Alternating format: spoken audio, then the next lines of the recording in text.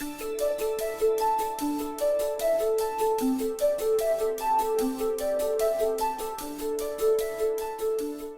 you look at the topic of flexibility in the literature, in research, there are several different senses of flexibility. In finance, they use the words liquidity and hedging.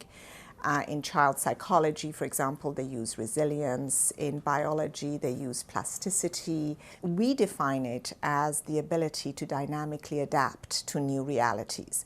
And this means, on the one hand, you've got to be able to withstand turbulence. On the other hand, you've got to be able to transform and adapt. And super flexibility, the way we define it, is this constant balancing act between the ability to withstand and the ability to transform. So think about it, for example, like a camel. A camel has the ability to withstand very harsh desert conditions by storing water in its humps. A chameleon has the ability to transform and change color to suit its environment.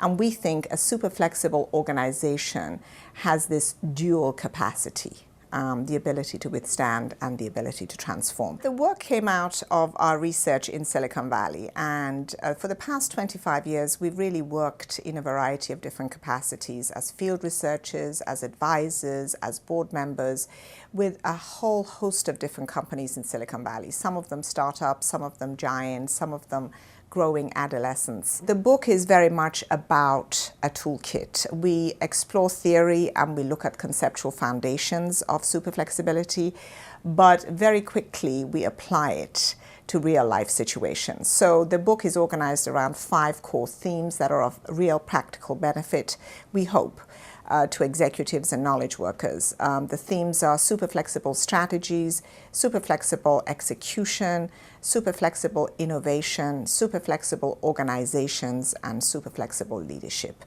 So we hope to provide more of an integrated cross-functional perspective on dynamic adaptation.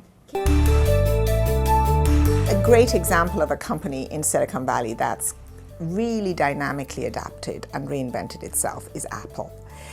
Think about Apple. Apple started life in the late 1970s as a personal computer company. I mean, some would say they even created the industry.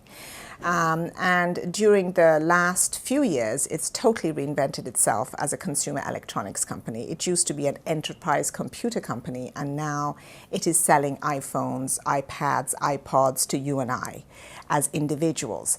So this is an example of dynamic adaptation. And in the book, we use Apple to describe one type of super flexible strategy, which we call preemptive strategies, where you're creating new rules of the game, where you're not really reacting to how others have followed before.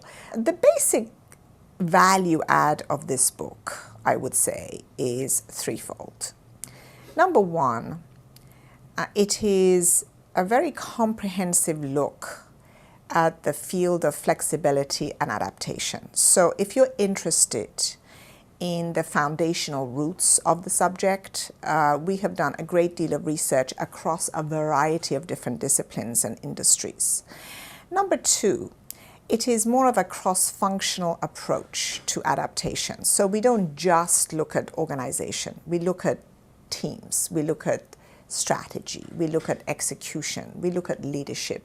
We try to sort of really provide the reader with a cross-functional toolkit. The most important takeaway for managers, leaders, knowledge workers is we want to give them a diagnostic toolkit. I just finished teaching my class on organizational innovation to our evening weekend students, and I tell them, you know, my goal in this class is to turn you into an organizational physician.